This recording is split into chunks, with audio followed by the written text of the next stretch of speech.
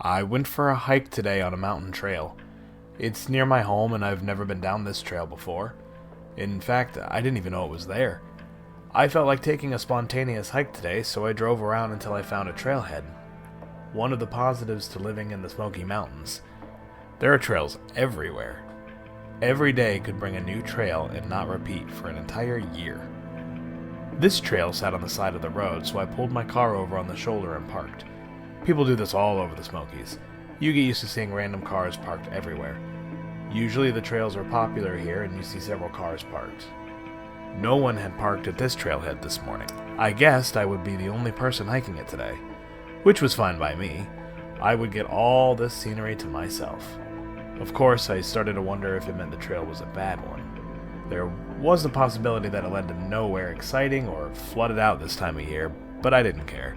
I would hike it no matter what. I grabbed my hiking bag out of the trunk and headed down the trailhead. The dirt crunched beneath my boots as I walked.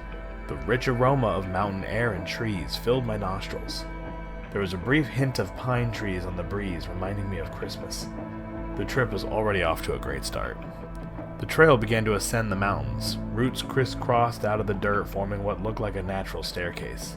Having steps of sorts seemed easier than climbing a gradual incline.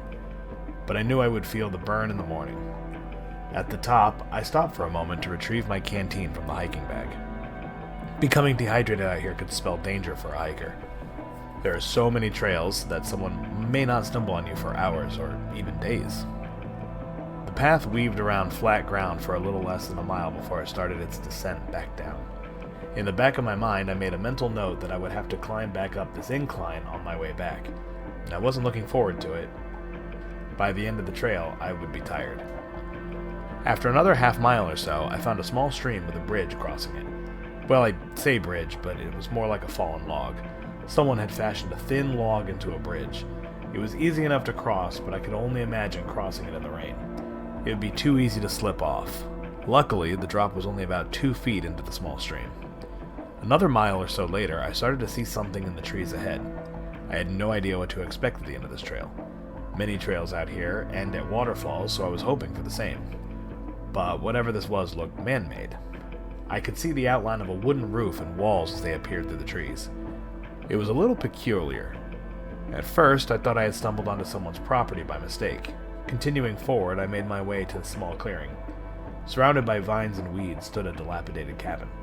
Some planks appeared rotten and damaged, others looked almost brand new. I circled around the front of the building to find it had no door, only a dark opening that resembled a mouth. In my mind, I pictured a slimy tongue and sharp teeth. Inside the darkened building, I could see a few tables and chairs. With small steps, I approached the opening and peered inside until my eyes adjusted. Before me were little wooden desks. It looked like something from the 1800s or so. I stepped inside to marvel at the old wooden desks and chalkboards still affixed to the front wall. As I did, lightning cracked in the sky and made me jump. I could smell the ozone in the air. The bolt had struck close by. Then I smelled smoke. The lightning must have struck a tree. I rushed towards the doorway, terrified a forest fire would burn this place to the ground. Where there was no door before, one now appeared. It slammed shut in my face.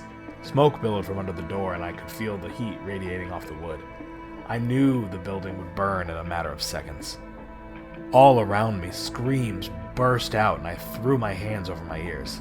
They sounded like the shrieks of little children.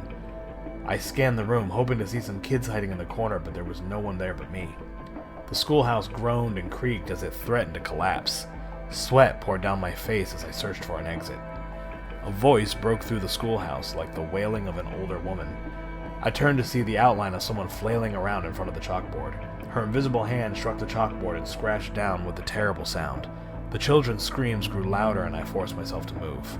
I pulled the hiking bag off my back and rammed it through one of the windows. The glass shattered and I leaped from the building. A stray piece of glass sliced my arm, but the pain didn't register. I was glad to be out of that awful place. To my horror, when I turned around, the schoolhouse was gone. Instead, there stood a brown sign. I glanced down at the words and read, "This sign marks the spot of the Norton Schoolhouse. It tragically burned down in 1881 after lightning struck a nearby tree. This plaque commemorates those who perished here."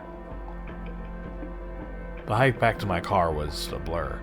I can't remember much after reading that sign, and I swear I will never go down another trail as long as I live. I can't explain what happened to me, but I think I would rather forget it.